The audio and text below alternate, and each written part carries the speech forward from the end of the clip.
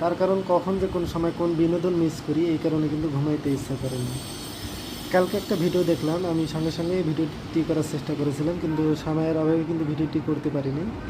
দেখলাম এক মহিলা, ভদ্র মহিলা বেড়াতে গেছে পয়লা বৈশাখ উপলক্ষে, কিন্তু সেখানে যে ফ্যাসিবাদ শাসকের একটা প্রতিকৃতি ছিল, সেখানে এক সাংবাদিক সেই ভদ্রমহিলাকে জিজ্ঞাসা করে যে এটাকে আপনি কেমনভাবে নেন।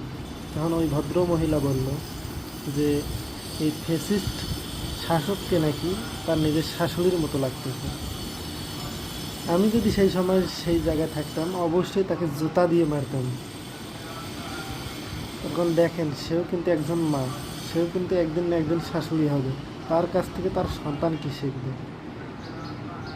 মানে সে নিজের মাকে যেমন ভালোবাসতে পারে না, তেমনই কিন্তু তার নিজের শাশুড়িকে মনে হয় সে দু চোখ দিয়ে দেখতে পারে না। এই কারণে তাকে এই রকম একটা কথা বলতে সে পেরেছে।